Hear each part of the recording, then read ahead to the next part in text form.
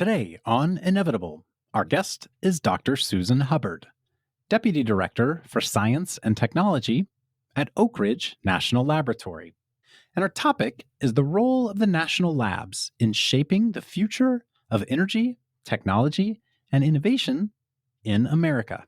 Oak Ridge was born during the Manhattan Project, and today it's the largest of the DOE's multi-program science and energy labs, with more than 7,000 scientists, engineers, and staff working on everything from nuclear energy and grid resilience to AI, quantum computing, isotopes, and advanced manufacturing.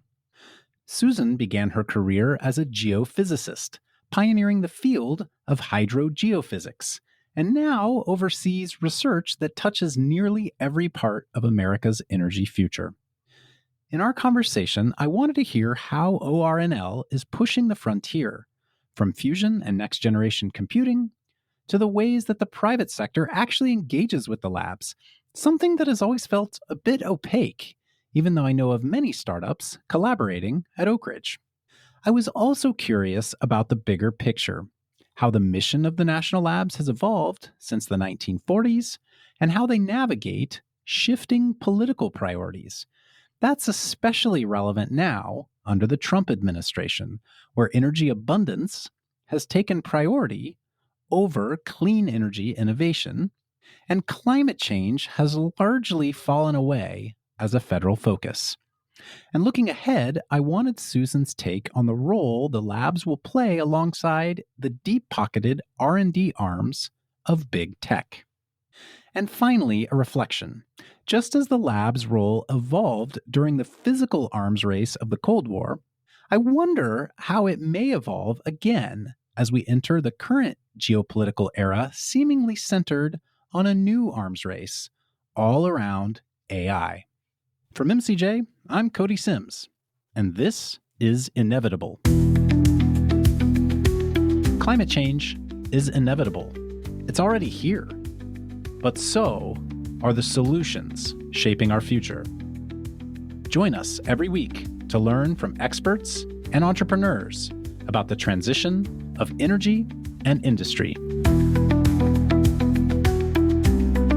Dr. Hubbard, welcome to the show. Thank you, Cody. Great to be here. Well, I want to start out with going down the sort of super wonky background that you came into your career with, which I didn't know anything about until I started prepping for this interview. Geohydraulics, is that the world you come from? I do geophysics. Yes. So what is this field? You basically pioneered this field as far as I could understand. I helped contribute to growing a field, yes. I am an earth scientist, started out as an earth scientist. I've worked for the U.S. Geological Survey. I worked in oil and gas as geophysics. My degrees were geology, geophysics. But honestly, when I was working in oil and gas, recognized at that time there was a lot going on in the environmental world, and folks were talking about how to, water resources and environmental remediation using new bioremediation techniques and so forth. And I recognized that a lot of the work that had been done, or a lot of the approaches of using geophysics to understand the deeper subsurface for understanding resources in the earth, could potentially be used in the shallow subsurface to understand how fluids flow and contaminants could potentially be treated and so forth. So I went back to do my PhD at Berkeley, UC Berkeley, which was where one of the only people in the world who were sort of doing work starting along that line. And I had the real pleasure to develop a background in fluid mechanics and data fusion strategies that allowed me to contribute to this field that we do now know as hydrogeophysics. And basically that is, how do we combine different types of data, hydrology, geophysics, geochemistry, biology, to understand, as I said, how fluids move, how nutrients move through this system, and also how do we think about using that information to manage that system, whether it's for water resources, for agriculture, for contaminant remediation, for understanding biodiversity and ecosystem health. So been a lot of fun. I would imagine, as you look into kind of next generations of energy and areas that people are exploring, this field would seem highly relevant for things like enhanced geothermal. Is that correct? Absolutely. I mean, geophysics has been long used in the deeper subsurface where the rocks are more consolidated and typically saturated with a certain type of fluid. It's absolutely used in the deeper subsurface, but the ideas about fusing different types of data together is applicable in a variety of application areas. Absolutely. And I was reading something about work you did in the Arctic in terms of permafrost mapping, which does not sound like deep subsurface to me, but maybe it is considered as such. Explain a little bit there. Most of my research has been really that shallow surface, that call it the critical zone because it's so critical for so many societal functions, like I just mentioned. And there we are trying to understand how, the Arctic is warming faster than any place on the Earth. And that means the permafrost, which has been frozen for 2 or more years, is degrading or thawing. And with that means a change in how fluids move, how carbon moves through the system. But also it's important for infrastructure and energy because a lot of those structures, whether it's roads or airports or energy installations, they're keyed in to the permafrost, which is thawing. So there's very dynamic environment, I would say. So the geophysics are super helpful there to understand key controls, for example, on permafrost degradation and what that means as we look forward to continued warming. What do we look forward to there? We do see a changing environment in terms of the stability of that permafrost and the way that nutrients and carbon moves through the system and water. So, I mean, every place on Earth continues to move. That one is moving faster. So it just is more of an imperative to really a lot of the research is how do you gain a predictive understanding of how these complex systems function and how can you better manage it, right? That's the big goal in a lot of the science, technology, and environment. One of the big sort of climate change feedback loops that we're hoping doesn't get triggered, right? Which is as the permafrost melts, it releases methane, which I suppose is sort of the center of your work, which is how much methane. Like, as far as I know, we don't really know yet what that might look like. Yeah, that's still a work in progress, understanding that. So I would say there's the whole I'll back up and say that the Earth gives us all these resources we need for humankind's existence, whether that's the energy or food or water. So we need to kind of figure out how do we both understand that evolution, take advantage of those resources, and yet protect it all at the same time. It's really a grand challenge, I would say. So, I mean, the Earth by itself is extremely complex to predict all those interactions across compartments from the bedrock to groundwater to soil to vegetation to the atmosphere. I mean, those interactions are happening across spatial scales of molecular to global, across temporal scales from, nanoseconds to decadal and beyond. But then you add to that the fact that we need to use these resources, and you put an energy grid or you cite different energy infrastructures on that system that is in effect changing. So it adds another layer of complexity that is interesting to think about. How do we take advantage of these resources where at the same time ensuring that they'll be there for future generations? You've obviously, in navigating your career, started with this, very deep, literally, or I guess shallowly deep, talking about, where you focused, but, a deep area of expertise. Now you are running this very large laboratory. I think it's the largest national lab in terms of the number of scientists and folks involved in it, if I'm not mistaken, at Oak Ridge. And so you're obviously having to cut across a very wide range of topics. How did you make that shift yourself from an expert in a given field to overseeing this very broad function?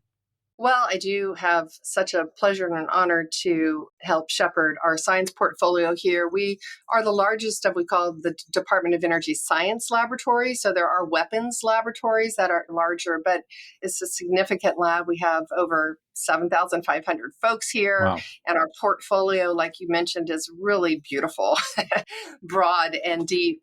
But I will say, before I came to Oak Ridge National Laboratory, I was at Berkeley Lab and UC Berkeley. So I had I played a range of roles at Berkeley Laboratory, including up to an associate laboratory director, which oversees a certain line of research. And, just coming back to my own personal research, earth and environmental sciences by nature is an integrative research, right? You're touching biology, physics, and chemistry, hydrology. You're touching all kinds of fields. So you absolutely get exposed to a lot. And of course, through my roles there, I played a number of leadership management roles. So you get sort of used to being exposed to fields and liking that and helping to move some of those along. So I had an opportunity to come to Oak Ridge National Laboratory, which is a big portfolio.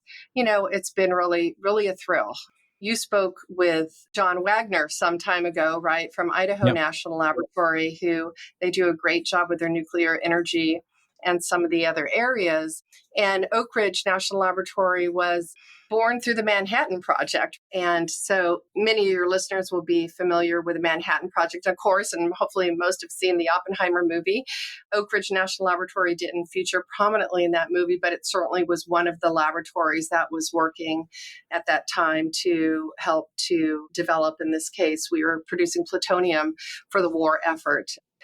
So we had a real focus at this laboratory in building this reactor that went up really quickly, the first sustained reactor for use, in developing, from that spawned a lot of work in nuclear energy and isotopes. And we developed the field of neutron scattering and so on and so forth. So a lot spawned from that. But I would say fast forward 80 plus years, the nation's needs evolve, and so do those of the national laboratories, right? And so we've evolved into this wonderful system of 17 national laboratories, and Oak Ridge is one of those. We all have our own personalities, suite of capabilities, but in the end, we're all really working for the mission of the Department of Energy, which includes the energy, of course, and innovation, national security, and still some of the environmental cleanup efforts that are associated with those war activities and Cold War activities as well. And at Oak Ridge, some of your signature facilities that, I was able to uncover, you've got like an exascale big compute project called Frontier. You've got facilities on neutron science. You've got facilities on nanophase materials, which I don't even know what that means. So I can't wait to hear more about that. Isotope production, fusion R&D, like I said, a broad portfolio of things. Maybe unpack a few of those for us so we understand a little bit about what some of these facilities do.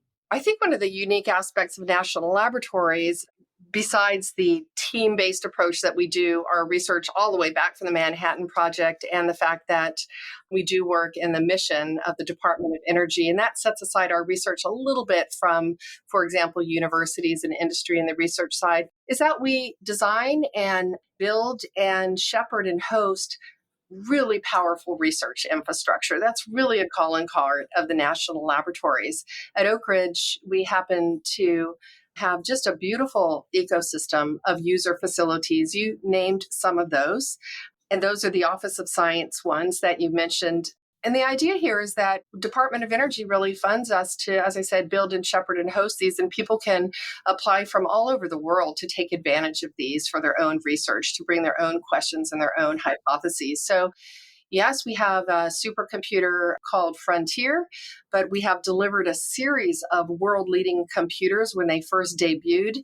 This one in 2022 was super exciting because it crashed through a long-standing barrier at the time called the exascale barrier, which means that it was the first one that could calculate a billion calculations per second. So extraordinary. Yes, we have a neutron. We have a high flux isotope reactor that provides isotopes. We actually are the largest producer of isotopes in the Western world. And so we provide isotopes through that facility that are used. What do isotopes do? Just maybe unpack that for both for my benefit and for our listeners. They're stable and radioisotopes. And so they can be used for all kinds of purposes. We use isotopes in medical purposes for imaging lungs and for treating prostate cancer. And we use radioisotopes that can give off energy for powering the Mars rover right now. Use isotopes. If you've ever gone through TSA screening and you get pulled aside, that's us. We have an isotope that's being used there. So there's lots of for energy, for national security, for medical, and just actually for basic research. We produce a lot of those isotopes. So it's something that I wasn't that familiar with either before I came here, but it's really a big service for ourselves and the United States and our allies. That high flux isotope reactor actually also was used for neutron scattering. And again, this is born out of our origins in building quickly the graphite reactor for the Manhattan Project. And actually, back in the early days, our folks realized that those neutrons could be used to infringe on materials and scatter, and we could use that scattering signature to understand details about a material. So one of our scientists have recognition and a Nobel Prize for developing that field of neutron scattering. And we've gone on to build the neutron spallation source, which is another way of providing neutrons for deep material study in ways that it's difficult to do with other technique because of the nature of the neutron. These would be instances where a private company or, even a university can't have access to some of these materials, in terms of their ability to produce them. They have to come through the federal government to access them because they're essentially controlled substances. Am I following that correctly? Right with the isotope. So there is a Department of Energy isotope program that really controls what isotopes we are producing and where that goes. So that's not our function. Ours is to develop the techniques and to improve the techniques so that we can deliver those. But on the neutrons, these are actually, facilities where people can come and bring their own materials, their own question, and they can access that, similar to the Nanophase Materials Science Center, as you mentioned earlier, which is also a lot of different instruments, specialists in working with users to help them address their question, and our leadership computing facility. I mean, all of these are places where some of the top scientists in the world come to ask the hardest questions, the questions you can only answer using an exascale machine, or you can only answer with neutrons. Now, I say we also have other facilities here that are also world leading, but also engage a different part of our research ecosystem in the United States and the world. For example, we have the Manufacturing Demonstration Facility, also known as MDF, and this attracts thousands of collaborators and visitors per year. And this really pioneered large-scale 3D additive manufacturing and printing. And so we've printed cars, we've printed houses, but for energy, we're printing things like big propellers that are used in hydropower and large wind blades. But it's really developing the approach. I just saw a big Kairos, the nuclear company who has a large power purchase agreement from Google, I think is doing some work with you all around 3D printing components, if I understand correctly. Absolutely. Yeah, that just got announced today, that partnership, and with TVA as well. And yes, they needed a bioshield for their reactor effort very quickly. If you go on the market for that, some of those large structures can take a year. So there's the supply chain aspect with a lot of our energy strategies. And so they turned to us, and within a couple of weeks, actually, we printed the molds that could be used on site to pour concrete and build that. So that's one example. But the beautiful thing about these are applied, what we call our applied energy facilities like that, is that folks come here, they bring sometimes their equipment that they're beta testing or their concepts, and they work with us to build sometimes whole new businesses, sometimes whole new product lines, oftentimes concepts. But again, we're supporting that so that they go out and they take, these ideas and turn it into new technologies and economic impacts, really. So very different way that we're working with our user facilities, but we have over 10,000 folks a year that come here to access these, and they're really wonderful suite of facilities. You mentioned that you're sort of working within the priorities and work scope of the U.S. Department of Energy. DOE, over the last 12 years, has definitely changed its point of view a few different times on how it thinks about what forms of energy the U.S. should be leading in, what forms of energy the U.S. should not be leading in. I would say, frankly, pretty heavily whipsawed in the last 12 months, going from a very heavy clean energy program to the current DOE focusing, more on nuclear, more on traditional forms of oil and gas and whatnot. How do those policy changes impact the types of programs that you pursue? How does it impact how people think about working with the national labs in some way, shape, or form? It's a really good question, Cody. It certainly does. I mean, our energy strategies depended, of course, on the administration, and the administration priorities change. I think the Department of Energy National Lab scientists recognize that we are a mission-driven organization. And so in the end, we are developing capabilities that can be used for a variety of outcomes. And so what we might have worked on in the past that are focused more on the clean energy, there's opportunities to work on energy abundance in different ways. Now, that's at a very high level, right? When it gets down to individuals and small programs, most of our funding is through Department of Energy. So as the Department of Energy administration changes, the Department of Energy programs often change with those, and the national laboratories are there to carry out the needs of the Department of Energy. We do go through cycles. I think that in terms of how the workforce approaches that, it's quite different, I would say, from a professor at a university who might be interested in, have a certain expertise and work in a certain line for their whole career. You do have to be able and interested to be exposed and challenged to different types of questions and be asked to work on those. I've been in the national laboratory system 2.5 decades or so and have had plenty of chances to work other places. But in the end, I have always liked thinking, how can my work contribute to something's bigger? How do I get exposed to things that are a little outside of my comfort zone? And so, from a personal standpoint, it can be a positive thing as well. So it does take a personality that is interested in teamwork, interested in mission-driven science, and recognizes that the Department of Energy's role is really to work on the priorities of the Department of Energy and the nation under that administration.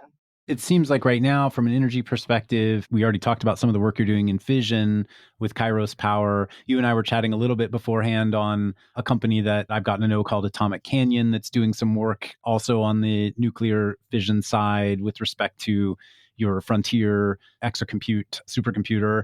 I don't know if you can share more about that. I think that's public information. I would assume there's work you're doing around grid resiliency. I would assume there's work you're doing around carbon capture and some of that at the moment. But maybe share some of the energy projects that are jumping out and any specific examples around collaborations on the public-private side that you can share are just helpful in terms of adding color for folks.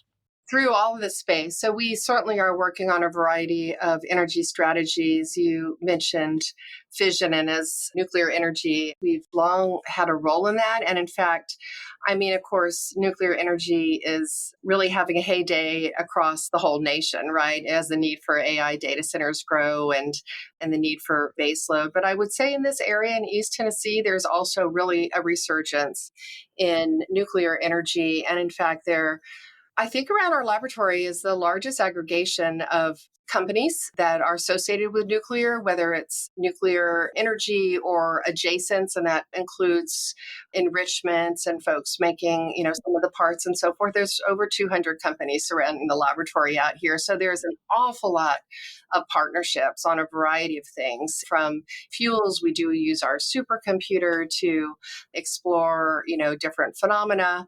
We have big companies coming in as well. Orano just came in with a multi-billion-dollar effort to develop enrichment capabilities for nuclear power in this area. Our governor has created a nuclear task force. So there's an awful lot of energy, no pun intended, and we're working on a variety of fronts there. And with our partners, certainly like you have talked with the folks from INL, we work with them and others in the laboratory system as well, but certainly with the private sector partners around here. I would say that another area that is super interesting to us and we are leading into is fusion energy, using fission energy to power this generation and fusion energy with the potential to power generations to come. I think that this is really exciting. The National Academies identified fusion as one of the 14 biggest engineering challenges of our time. Department of Energy has identified fusion as a potential game changer and sketched out a bold decadal vision. And we are a key in fusion energy at Oak Ridge National Laboratory.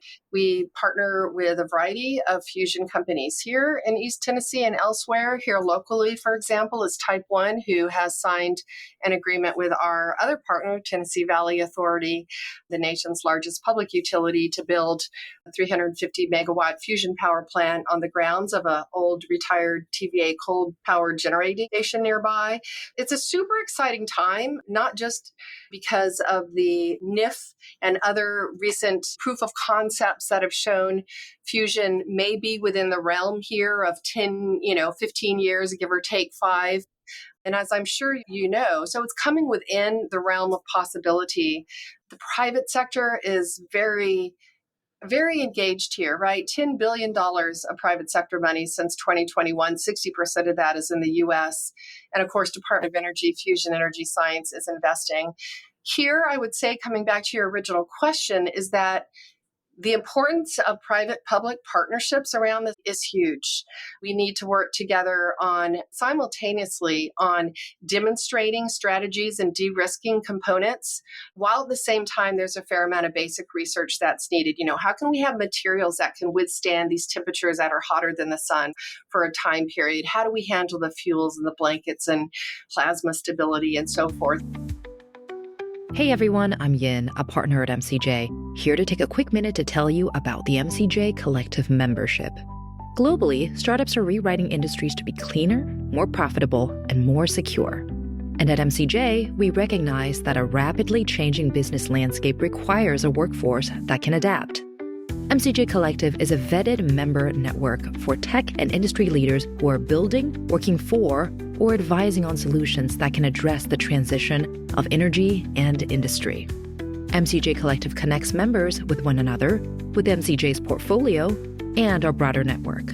We do this through a powerful member hub, timely introductions, curated events, and a unique talent matchmaking system and opportunities to learn from peers and podcast guests. We started in 2019 and have grown to thousands of members globally. If you want to learn more, head over to mcj.vc and click the membership tab at the top. Thanks, and enjoy the rest of the show. From Fusion, you mentioned NIF, the National Ignition Facility. I also think of Lawrence Livermore as being a real sort of driver on the fusion side from a national labs perspective. Where does Oak Ridge sort of play in that spectrum? Like, you guys have a heavy materials focus. Is that part of what you're contributing there, or are there other aspects too? I would say that our strengths are in certainly the materials for extreme environments. Again, that dates from all the way back to, we're a real strength in materials all the way back from our beginning in the fuel systems. In the high performance computing, we have a strength there. And even on, I would say, materials through manufacturing. I mean, some of our work, for example, is using AI to understand what potential materials or alloys could potentially withstand these, to actually go in and study the materials, and then to think about, once we get some candidates, testing them in the lab and eventually scaling them up using manufacturing, using the approaches I mentioned. We are building a new fusion facility called IMPEC, so it's Material Plasma Experiment.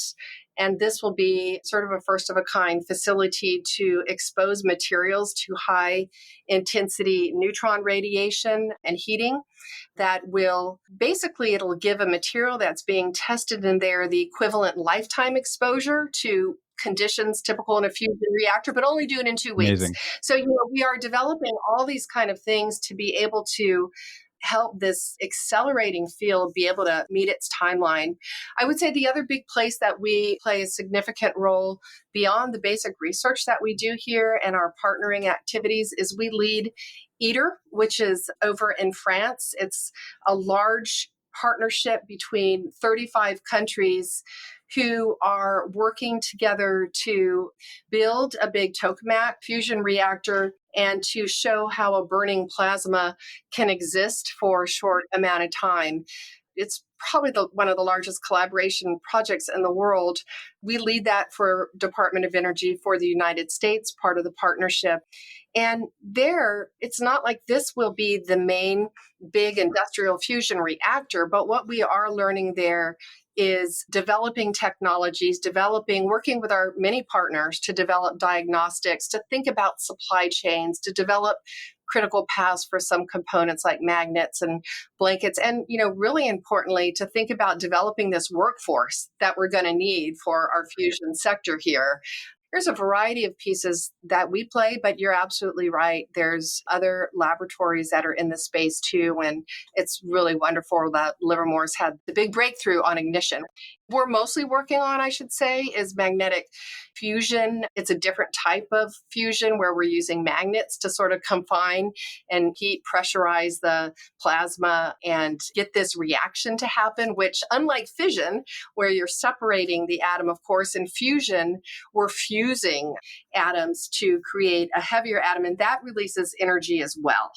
So that heated coolant then, which could be helium, for example, then could be used to drive a turbine to create electricity.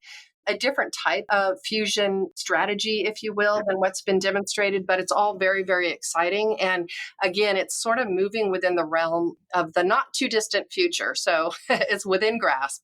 You mentioned the pilots, maybe not the right word, the collaboration you're doing with a local fusion company, and it's being pursued in part because you're able to use, it sounds like, what is a retired coal facility that I assume has interconnect and is, ready to go on the grid at some point. You're in Appalachia, they're in Tennessee, obviously a heavy coal history to powering the local grid that is in the process of being retired. How much does that local priority of what is needed in your backyard factor into the types of projects that happen at Oak Ridge relative to national priorities overall? I will say that what I feel in this East Tennessee area is a huge enthusiasm for nuclear, both fission and fusion. So there's a huge receptivity to this type of strategy. So nothing but positive encouragement, collaboration, partnership. As I mentioned, our governor has recently stood up a task force. We had a big conference a few weeks ago that some years ago was 100 people, and now it's 1,500 people, and people from utilities and industry and national laboratories and academia, all really trying to say, we know this is really critical to accelerate these energies. What are the biggest challenges that we have to solve? How do we make partnerships to do it better, faster? I don't hear in this area the kind of messaging that might be prevalent in other areas in Appalachian. There's a real receptivity to nuclear, probably dating back to Oak Ridge's presence in this area from the very beginning. Outside of nuclear, other energy priorities right now? You mentioned the grid, and certainly we are working in the grid in a variety of ways.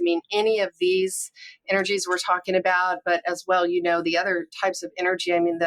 This grid was initiated over 100 years ago. So it certainly wasn't designed to withstand what we're asking it to do now, which is whether that's extreme weather or cybersecurity or two-way flow of energy from the grid to buildings to cars and then uptake different types of energy. So this whole need for the grid of the future to be smart and reliable and secure, many of the laboratories are working on that. One of the facilities that we have is called Grid C. It is the only Department of Energy Office of Electricity facility. And so under one roof, we bring together all the different pieces that we need to think about, not only the components, but test beds and up to that integrated system, from power electronics to grid storage to sensors and controls, cybersecurity, high performance computing. And so we have the opportunity with our partners to sort of test and deploy breakthrough grid technologies and, use some of our special assets like our high performance computing to do so. So let me just give any examples. cool stuff. Give me some examples. Talking about high performance computing, not too long ago, we ran one of the largest electric power simulations, the Western Interconnect, ever done on the largest computer at that time, which was Frontier. And we simulated what a wind disturbance looks like and how that grid could be rapidly sort of reconfigured. That simulation converged in 15 minutes. And so, and time is getting shorter on those sort of things. Of course, quantum could speed up those sort of calculations even more as we move into quantum computing. But the idea that these tools that are in the research realm could eventually be used to rapidly reconfigure, to know where energy assets are and, help blackouts for our communities be as small as possible is a big thing. We also, I would say, utilities have been in the past traditionally able to isolate their networks to reduce cyber attacks. And of course, these evolving and connected energy smart components that I just mentioned really necessitate new solutions there for enhancing the security posture of the grid. So we have been developing and implementing with many partners system level architecture to kind of help to make this end-to-end security, I would say, more robust. Some of that are things like working on alternative timing and synchronization. The grid relies on GPS. GPS is vulnerable. So working on national scale alternative timing with very less than 100 nanosecond synchronization accuracy. We've deployed and developed quantum key distribution for protecting information along communication channels, including what's happening in the grid. And we actually are working with several other laboratories on cyber physical research on actual energized grid systems, including trying to understand and get insights on how some of our adversaries' capabilities could infiltrate and manipulate the grid, and trying to sort of get out in front of that. It feels like operational security around our physical facilities is what I can understand just based on conversations I've had, like an incredibly underinvested in thing broadly. And so, especially as you factor AI and eventually quantum getting into the ability to be that much faster at cracking into systems, having some type of, what's the word? I don't even know what I'm looking for, but comfort, I guess, that our critical infrastructure in the US, whether it's public or private, has good on-site operational security around cyber attacks feels like one of the most important things that nobody's talking about from where I sit. Oh, no, I think you're right, Cody. I mean, and you brought up AI into it as well. So it's operational security. It's not just the operations center, right? It's everything. There's just a lot of places for infiltration. And I mean, I kind of think about the internet 30 years ago where we didn't think about cybersecurity, right? And the public investment was low. And there's definitely a need for increased understanding of all of our energy infrastructure. And then throwing AI in the mix, like you said, is a pretty important priority right now. That's recognized. There's a lot of work to be done. In addition to all the work you're doing on the energy side, which obviously is super critical for this podcast and for our listeners, it seems like you also support a lot of emerging innovation and emerging tech that is essentially enablement, that is driving the future of how compute and technology even work. Maybe share a little bit about some of those projects too for us. Well, we've already talked about AI, which is certainly one of the emerging technologies. I would say another area that will be disruptive, but maybe in a decade or so, is quantum. Sure. So we are absolutely leaning into what does a quantum-enabled future look like. The world is celebrating the year of quantum this year, recognizing 100 years since quantum physics was discovered. And now we focus on, not just understanding that physics at the smallest scale, but how can we control and engineer quantum systems, recognizing its properties of superposition and entanglement.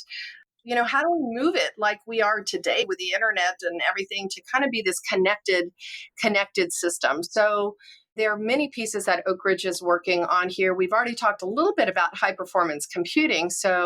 And Oak Ridge's role in creating new architectures, including the most recent one at the exascale, that have involved different types of architectures as well as GPUs and CPUs. We think about computers as we look forward that include classical computing together with AI, together with quantum, so that basically, when a question is asked or submitted to a machine, that machine could could decide really what part of that question could be best solved on what type of architecture and give a holistic and faster and better response, for example. But there's a variety of things that we're doing in the quantum space, from quantum communications to creating new quantum materials that can be used in devices towards this future of a real scalable and interconnected quantum system that, when it's developed, we do think it will, like many disruptive technologies, really reshape our world and how we live and communicate and interact in the future. I mean, it seems like from where I sit, I think about energy and climate change problems, and AI can have a huge role to play in solving many challenges there, whether it's automation of the grid, whether it's new material innovation for carbon capture, for making solar panels more efficient, for making battery storage better, et cetera. And yet, currently, AI consumes voracious amounts of energy, right? And so it feels like, to me, much like fusion could be an incredible leap forward in terms of generating abundance of energy, quantum can also be a great leap forward in that it can enable high capacity compute with, in theory, substantially lower energy requirements as well, right? The questions, that it's best adapted to solve. Yes. So there is a piece about how can we get more compute per energy if we combine technologies. And there's also the piece about how can we do it better rather than making simplifications that we do now. I will also say, since you mentioned the AI, something that we are really excited about is how do we, when I say we, I will say, across many of our partner laboratories and certainly at Oak Ridge National Laboratory, this idea about AI and automation connected with some of those facilities that we mentioned before, some of our unique laboratories, with the idea that science is evolving and our insights coming so fast, it's hard for individuals to really wrap their arm around it. As we talked about earlier, a lot of questions sit at disciplines, intersections between disciplines. There's so much publications and data and theory. So the concept that our scientific method, which has been around since the 16th, 17th century, where, you understand your information, you ask a hypothesis, you design an experiment, you do an experiment, you analyze the results and sort of rinse and repeat, is really too slow to keep pace with all the information that's out there and how fast, as we've been talking, we need to move the science. So we have been working on developing a concept of laboratories of the future, whereby agentic AI with a human in the loop would really help to not just automate laboratories and facilities, but to connect them and to engage with a human and what types of questions they were asking to help us more easily access the data or the theories across a laboratory, across laboratories and industries and universities, across theory and so forth. And we see this as a possibility for being able to enhance the overall capabilities of particularly the national laboratories, that in turn will enhance our ability to understand things quicker and faster and better. Actually, even I would say go after things we currently consider intractable, like how do we understand emergent phenomena? Would you start with sort of a collaborative simulation environment or something else for speeding that up? Digital twins is certainly part of that. I will say at Oak Ridge National Laboratory, we've had an initiative here where we have 11 different self-driving or autonomous labs in different disciplines, catalysis over here and manufacturing over here. A lot of those have a digital twin aspect to them. But the idea is, how do we connect these up to each other? How do we build, if you will, a new way of doing research for the 21st century that allows us to take advantage of the extreme capabilities that we have at the laboratories, but do it at a pace that allows us to stay in front. In effect, this would be combining our scientists' diverse domain expertise, their ethics and the judgment with sort of the speed and scalability of AI. And that's really the marriage that we're looking for as we look forward kind of in this next decade of innovation, is how can we do this better? And agentic AI is going to be a huge piece of that, we think. So let's talk about how Oak Ridge National Labs, and maybe it's the National Lab system in general, works in terms of how do third-party companies, whether they're big companies, whether they're startups, how do they come in? How do they engage? There's this acronym that, I came across as I was getting ready for this conversation. CRADA, I think it is. CRADA. See, I don't even know how to pronounce it.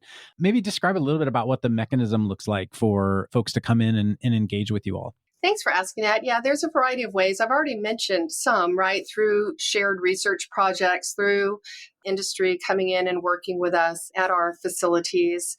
Certainly, we work on a variety of projects with people and have work out what IP looks like. There are a few different ways too. So CRADA is a partnership model, or it's a research and development approach, and we define in that contract what we're going to work on together, and it protects IP in different ways. Cooperative Research and Development Agreement, I think is what the acronym actually is. Yes, Research and Development Agreement. That's a common one.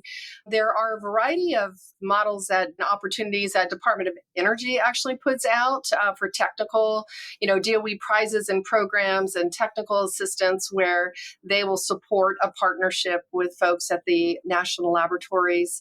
We were talking about Holocene before you turned on the mic here, and there are also entrepreneurial spin-in programs, which are really neat.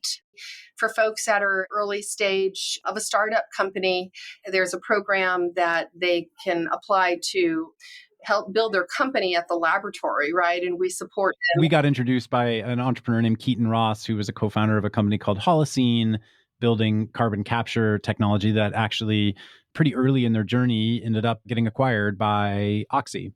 Yeah.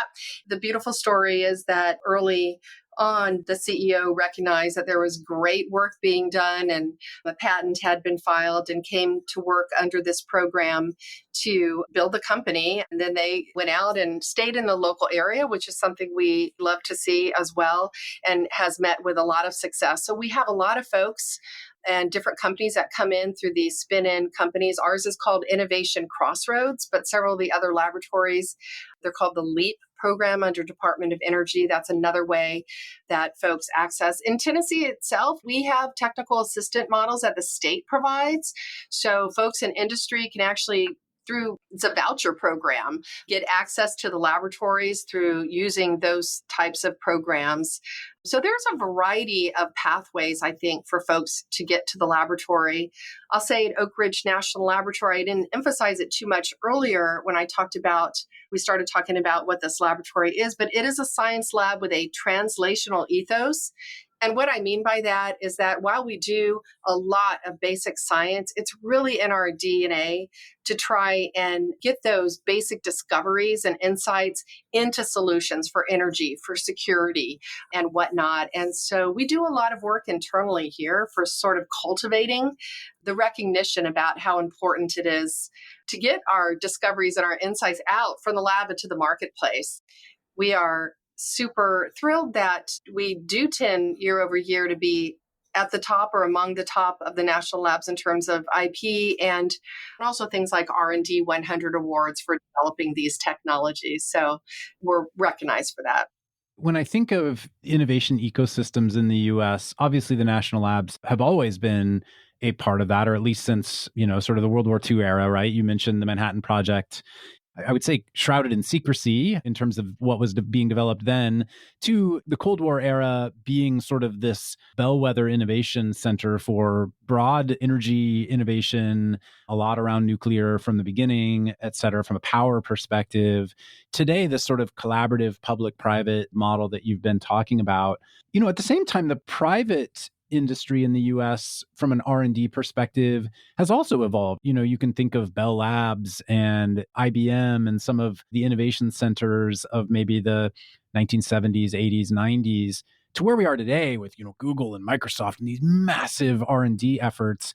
I'm asking you to put on a little bit of a historical context from before you were at the lab, but how have you seen the private sector's R&D work in the US evolving? And what does that mean for the national labs in terms of how those two worlds work together or not? Super good question, Cody.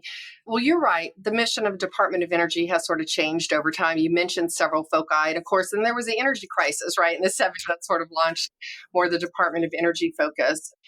I would say that we are at a point in time where innovations are accelerating so rapidly. We are trying to figure out how the US can stay ahead, honestly, and we can't do it without partnerships. And that's particularly important in many of these critical and emerging technologies. So the generative AI and quantum and what we see in automated laboratories and how that could really advance many of our innovations.